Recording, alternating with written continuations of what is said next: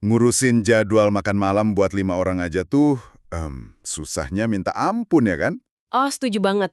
Pasti ada aja yang bentrok jadwalnya. Nah, bener. Sekarang coba Anda bayangin, ngumpulin 8 juta orang di satu waktu yang sama.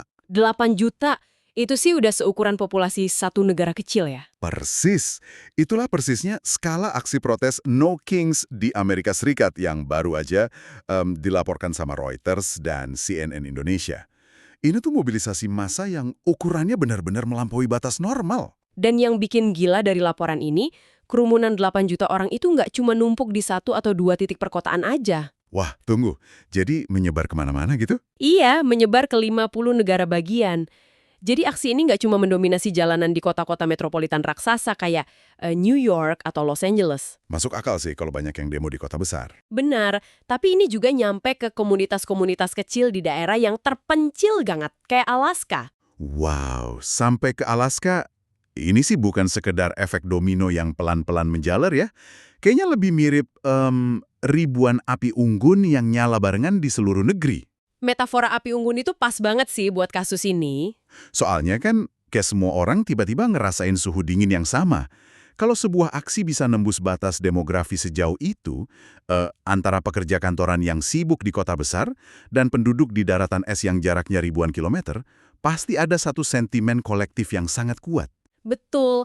Fakta bahwa orang-orang di Alaska dan New York turun ke jalan di jam yang sama dengan spanduk dan kostum protes mereka, itu ngebuktiin kalau keluhan itu bukan sekedar masalah kaum urban. Berarti bukan cuma isu orang kota ya?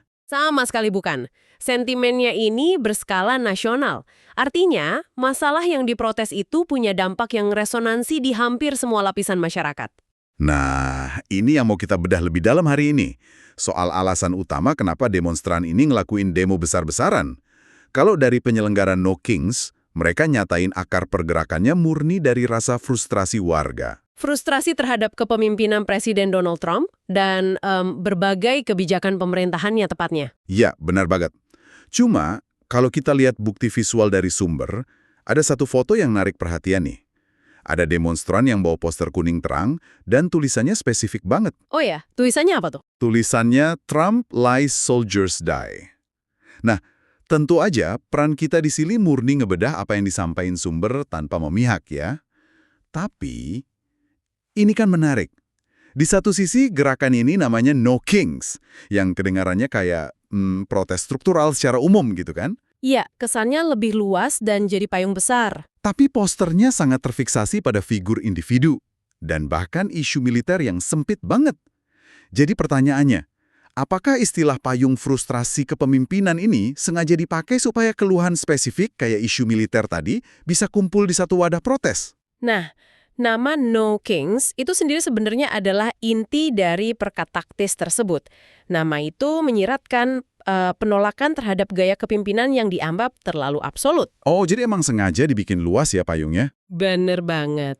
Kalau sebuah gerakan terlalu kaku dengan satu manifesto spesifik, misal cuma murni protes soal anggaran militer atau isu pajak doang, mereka nggak akan pernah bisa nyampe angka 8 juta partisipan. Tunggu.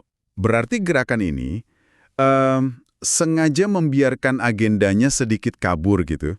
Asal Anda ngerasa nggak cocok sama pemimpin yang sekarang, ya ayo gabung turun ke jalan.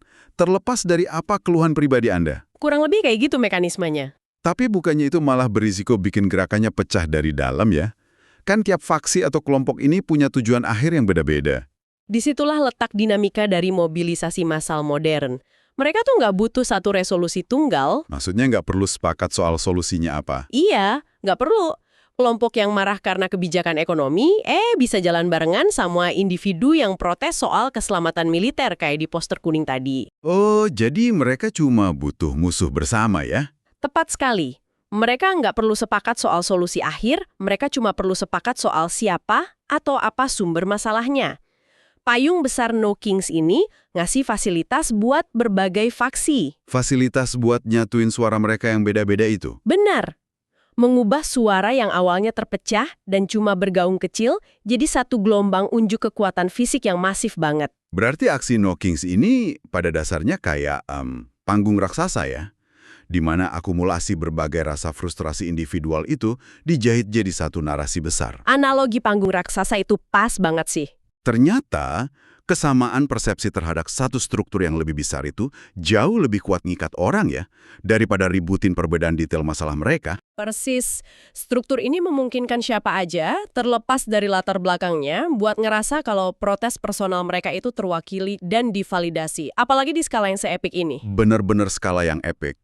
Nah, ngeliat gimana 8 juta orang dengan keluhan yang beragam ini bisa diorganisir sedemikian serentak dari New York sampai Alaska. Coba Anda pikirin hal ini sejenak deh. Ini yang selalu bikin penasaran sih. Iya kan? Seberapa besar sebenarnya peran algoritma dan ruang gema di media sosial sekarang ini? Wah, itu pertanyaan yang mendalam banget. Gimana coba sebuah teknologi layar sentuh bisa ngubah rasa frustrasi spesifik yang mungkin diam-diam cuma Anda rasain sendirian? Menjadi pergerakan fisik jutaan orang. Bener banget, pergerakan fisik jutaan orang yang beneran turun ke jalan di dunia nyata. Sesuatu yang menarik banget buat Anda renungin sendiri. Sampai jumpa di bedah laporan kita berikutnya.